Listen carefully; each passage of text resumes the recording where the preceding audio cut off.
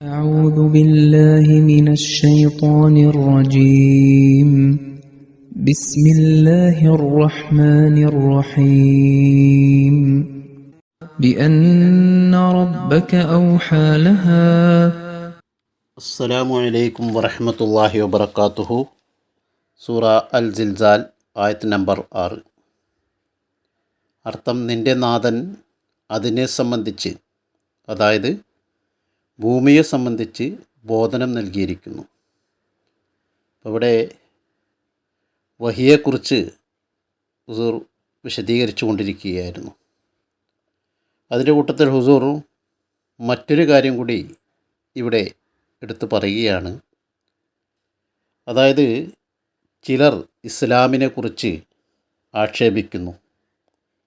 അതെന്തെന്നാൽ, നിങ്ങൾ അള്ളാഹു സംസാരിക്കുന്നു എന്ന് പറയുന്നു, പക്ഷേ അള്ളാഹുവിന് സംസാരിക്കാൻ നാവുണ്ടോ എന്ന് കളിയാക്കാറുണ്ട് ചിലർ. അവരോട് നമ്മൾ പറയുന്നു, അവന് നാവില്ല, എന്നാൽ അവനിൽ ഖുദ്റത്ത്, ഒരു പ്രത്യേക കഴിവുണ്ട്. ആ കഴിവ് കൊണ്ട് നാവ് ഇല്ലാതെയും അവൻ സംസാരിക്കുന്നു. പിന്നെ ജിബ്രീലിനെ സംബന്ധിച്ചും ഇത് തന്നെയാണ് പറയുന്നത്. ഓരോ അവസരത്തിനും അനുസരിച്ച് അള്ളാഹു തൻ്റെ വഹി വിവിധ രൂപത്തിൽ അവതരിപ്പിക്കുന്നു. അത് വിവിധ രൂപത്തിൽ വന്നുകൊണ്ടാണ് ആ വഹി അള്ളാഹു കൊടുക്കുന്നത്. ചിലപ്പോൾ മാതാവിൻ്റെ രൂപത്തിൽ, ചിലപ്പോൾ മകളുടെ രൂപത്തിൽ, അതുപോലെ തന്നെ പുരുഷൻ്റെ രൂപത്തിൽ, പിന്നെ മനുഷ്യരൂപത്തിന് പുറമേ പ്രാവ് പോലുള്ള ജീവികളുടെ രൂപത്തിൽ. അതായത് അള്ളാഹു അവൻ്റെ കലാം ഇറക്കുന്നതിനായി ഏതു രൂപത്തിലും അള്ളാഹു അത് നടപ്പിൽ വരുത്തുന്നു എന്നുള്ളതാണ്. ചുരുക്കത്തിൽ അള്ളാഹുവിൽ നിന്നും 2 രൂപത്തിലാണ് ഇൽഹാം ഇറങ്ങുന്നത്. അതിലൊന്ന് ജിബ്രീലിൻ്റെ നാവിലൂടെ, ആ ശബ്ദത്തിൽ ദൂതൻ അത് കേൾക്കുന്നു. ആ ജിബ്രീൽ എത്തിക്കുന്ന ആ ദൂതൻ അത് കേൾക്കുന്നു. മറ്റൊന്ന് ജിബ്രീലിൻ്റെ രൂപത്തിൽ തന്നെ ഇറങ്ങുന്നു എന്നുള്ളതാണ്. മറ്റേത് ശബ്ദം മാത്രമാണ്, ഇത് ജിബ്രീലിൻ്റെ രൂപത്തിൽ തന്നെ ഇറങ്ങുന്നു എന്നാണ്. നബി സല്ലല്ലാഹു അലൈഹി വസല്ലം ആ വിധത്തിൽ പലപ്പോഴും കണ്ടിട്ടുണ്ട്. അതിൻ്റെ കൂടെ തന്നെ ഹുസൂർ പറയുന്നു, ഈ കാലഘട്ടത്തിൽ നബി സല്ലല്ലാഹു അലൈഹി വസല്ലം ഇറങ്ങുന്ന ഈ കലാം, അതാണ് യഥാർത്ഥ കലാം. അതനുസരിച്ച് പ്രവർത്തിച്ചാൽ മാത്രമേ അള്ളാഹുവിൻ്റെ അടുക്കൽ സ്വീകാര്യപ്രദമാവുകയുള്ളൂ. അതാണ് ഇപ്പോൾ അവസാനത്തെ കലാം എന്നുകൂടി ഹുസൂർ ഓർമ്മിപ്പിക്കുന്നു. പിന്നെ ഹുസൂർ വീണ്ടും പറയുന്നു, ഹിറാ ഗുഹയിൽ ജിബ്രീൽ ഒരു സുന്ദരനായ യുവാവിൻ്റെ രൂപത്തിലാണ് വന്നത്.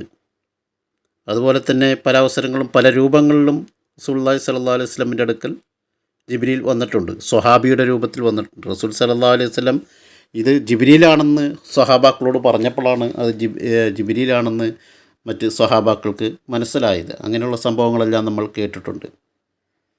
പിന്നെ വീണ്ടും ഹുസൂർ പറയുന്നു, വ ഇമ്മ ബിസിമാഇ കലാമിൻ മിൻ ഖൈരി മുആയനത്തിൻ കസിമാഇ മൂസ കലാമല്ലാഹ്. ചിലപ്പോൾ ഇങ്ങനെയും ഉണ്ടാകാറുണ്ട്. അതായത് അള്ളാഹുവിൽ നിന്ന് കലാം ഇറങ്ങുന്നു, പക്ഷേ അതിൻ്റെ ഒപ്പം ജിബ്രീൽ ഉണ്ടാവുകയില്ല. അതായത് ചെവിയിൽ ശബ്ദം കേൾക്കുന്നു, മനുഷ്യന് ശബ്ദം കേൾക്കാനും മനസ്സിലാക്കാനും കഴിയും, പക്ഷേ ജിബ്രീലിനെ കാണാൻ സാധിക്കുകയില്ല. ഏതുപോലെ അള്ളാഹു മൂസ അലൈഹിസ്സലാമിനോട് സംസാരിച്ചുവോ അതുപോലെ. പിന്നെ ഹുസൂർ പറയുന്നു, ചില സമയത്ത് ചില കാര്യങ്ങൾ അള്ളാഹു മനസ്സിൽ ഇട്ട് കൊടുക്കാറുണ്ട്. മറ്റൊരു വശം കൂടി പറയാം, വഹിയുടെ മറ്റൊരു വശം മനസ്സിൽ ഇട്ട് കൊടുക്കുന്നു. ഒരിക്കൽ റസൂൽ സല്ലല്ലാഹു അലൈഹി വസല്ലം പറയുകയുണ്ട്, റൂഹുൽ ഖുദ്സ് ഒരു കാര്യം എൻ്റെ മനസ്സിൽ ഇട്ടു എന്ന്. ഇത് പ്രത്യേകിച്ച് വാക്കുകൾ കൊണ്ടോ മറ്റ് പറയുകയോ അല്ലെങ്കിൽ വന്നുകൊണ്ട് ഇന്നത് ചെയ്യുന്നത് പറയുകയെന്ന് പറയുകയോ അല്ല ചെയ്തത്. മനസ്സിൽ നേരിട്ട് മനസ്സിൽ ഇട്ട് കൊടുക്കുകയാണ് ചെയ്തത്. ഇവിടെ റസൂൽ സല്ലല്ലാഹു അലൈഹി വസല്ലം റൂഹുൽ ഖുദ്സ് മനസ്സിൽ ഇട്ട് കൊടുത്തു എന്ന് പറയാൻ പ്രത്യേകിച്ച് എടുത്ത് പറയാൻ കാരണം, അത് വഹിയെയും മറ്റു കാര്യങ്ങളെയും വേർതിരിക്കാൻ വേണ്ടിയാണ്. അതായത് അല്ലെങ്കിൽ പിന്നെ മനസ്സിൽ തോന്നുന്ന കാര്യത്തെ എല്ലാം വഹിയാണെന്ന് അല്ലെങ്കിൽ ഇൽഹാമാണെന്ന് തെറ്റിദ്ധരിക്കാൻ സാധ്യതയുണ്ട് എന്നുള്ളതുകൊണ്ടാണ് റൂഹുൽ ഖുദ്സ് തന്നെയാണ് ഇട്ട് തന്നത് എന്ന് റസൂൽ സല്ലല്ലാഹു അലൈഹി വസല്ലം അവിടെ എടുത്തു പറഞ്ഞത്. അതുപോലെ തന്നെ ഈ മനസ്സിലിട്ട് കൊടുക്കുന്നതിനെ സംബന്ധിച്ചുള്ള ഉദാഹരണങ്ങളിൽ പിന്നീട് ഹുസൂർ തുടർന്ന് ഹദ്റത്ത് മൂസ അലൈഹി ഇസ്ലാമിൻ്റെ ഉമ്മാക്ക് വഹി ഇറങ്ങിയതിനെ സംബന്ധിച്ചും അതുപോലെ തന്നെ തേനീച്ചയ്ക്ക് വഹി ഇറങ്ങുന്നതിനെ സംബന്ധിച്ചെല്ലാം അതിൻ്റെ കുദറത്തിൽ, അതിൻ്റെ ഫിത്രത്തിൽ അത് ഇട്ട് കൊടുക്കുന്നതിനെ സംബന്ധിച്ചെല്ലാം ഹുസൂർ ഇതിൽ വിവരിക്കുന്നു. ചുരുക്കി പറഞ്ഞാൽ അള്ളാഹുവിൽ നിന്നും മനസ്സിൽ എന്തെങ്കിലും ഇട്ടുകൊടുക്കുക എന്നതും വഹിയുടെ ഒരു രീതിയാണെന്ന് ഹുസൂർ ഇവിടെ സമർത്ഥിക്കുന്നു. ഇതിന് ബാക്കി ഇൻഷാ അല്ലാഹ് മറ്റ് അടുത്ത ദർസിൽ കൽപ്പിക്കുന്നതാണ്. വാഹിറു ദഅ്വാനാ അൽഹംദുലില്ലാഹി റബ്ബിൽ ആലമീൻ.